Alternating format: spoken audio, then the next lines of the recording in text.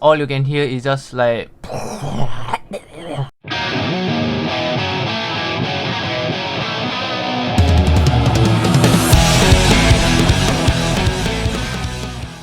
good afternoon, guys, and you're watching Type Tech, and I'm your host Nash.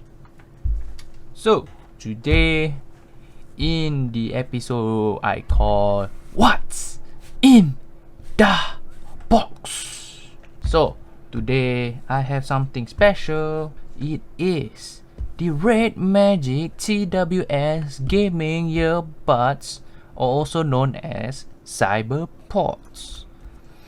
Man, this thing is actually very difficult to attain because not many people bought this, and I only managed to find one reliable supplier, and it costs almost $75, and only this shop that I bought that has a rating on it, while everyone else, it has a very large price range from $60 all the way to $100. And yeah, so that pricing aside, let's talk about what does this have in store. So the specs are, it has PixArt Chip, which is the same chip that has been used in the two ZNT Gamepods Max and also the normal one. And if you want to know what's the review like, you can go click on the link right above. Next, it has Bluetooth 5, Type-C charging, IPX5 water resistance, and it can play roughly about 4 hours. It says here 20 hours of battery life, ambient light, low latency, and Bluetooth 5. Alright, without further ado, let's open this puppy up. That should be it.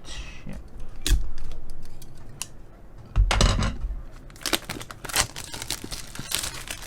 Alright, so let's open this up. And the first thing we are greeted with is this manual, which is all in Mandarin, not even in English.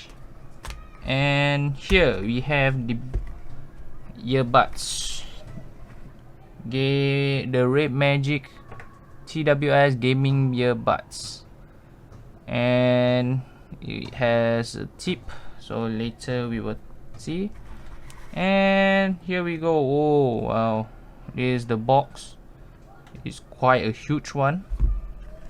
And other than that, just the Type-C cable, and I believe this is the large version tip. Basically is the tip of this and this all together, just only one type. I believe that's the bigger version.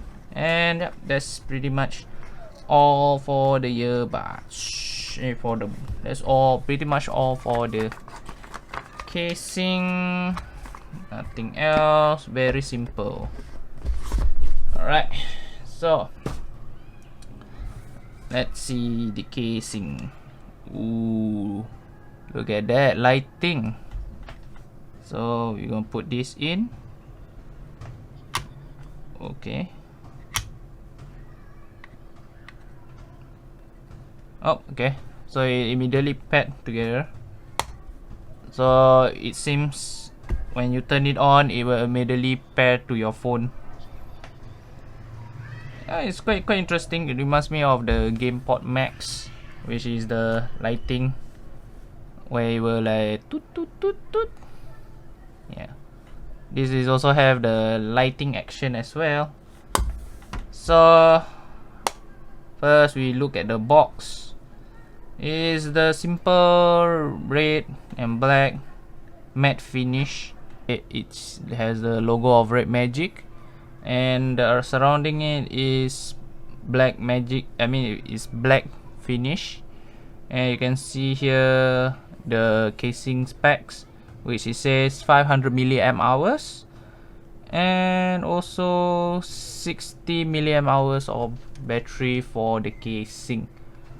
So yeah, so now we know the battery, and at the back we can see there is a Type-C charging, and other than that, I believe this is the battery indicator when you open it up. Look at that, everything lighting up. So let's see the inside. It is actually quite huge for the internal, and the earpiece it has a rubber wingtip on the ear, and here is a glossy plastic with matte finish at the back. Yeah, and that's all for the first impression on unboxing. Next, we are going to move to the pairing phase to test how is the music and game performance like. So I will catch you all later. Welcome back to the pairing phase. Alright, so I have tried this guy out for a couple of hours, and I must say I don't really like how the earpiece, the controls of this earpiece is set up. If you want to know what the control is, right here. Okay, so basically, after trying to get Google Translate to translate the Mandarin text, it just says that on the left side, play and pause can work on either side. On the left, double tap to go to the next song, triple tap to go to the previous song. And on your right side, it is only triple tap to turn on the gaming mode or the music mode. And the bad thing about this, I got the Mandarin version. I don't know whether they sold the English version, but that's what I get, because when I turn on the gaming mode, if you can hear what it says.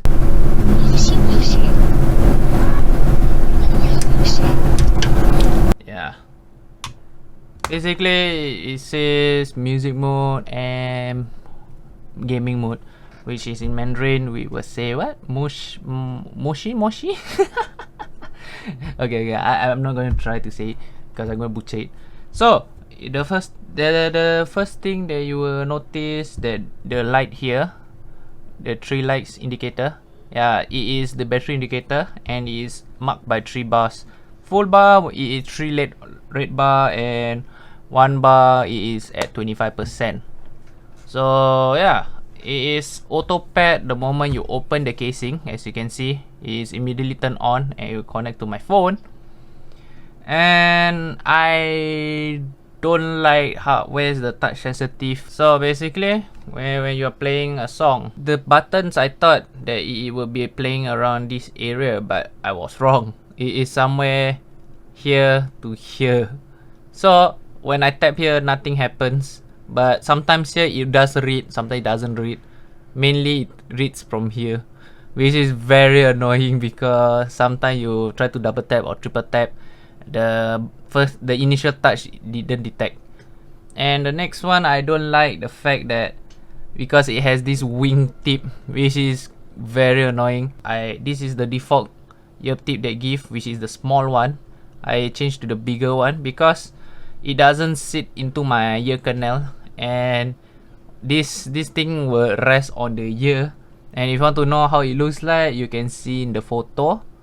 Yeah, basically this supposed to lie on the edge of your ear, but because it doesn't rest inside my ear, this thing start to like tickling my ears, which makes it quite itchy, especially in my country where it is quite humid currently.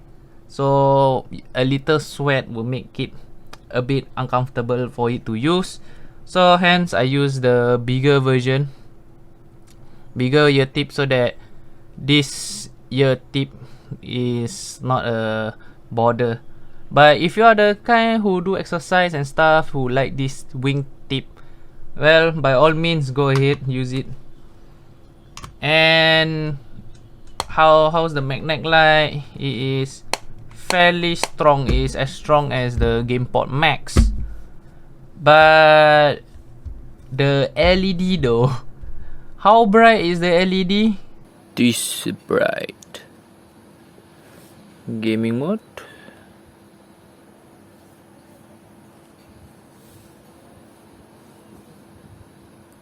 Yeah, so especially when you're playing game or when you're listening to music, the light will start to flash constantly, which is annoying.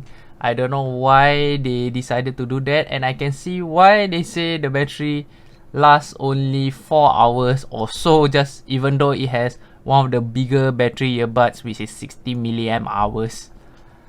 And other than that, I found the gaming mode is decent.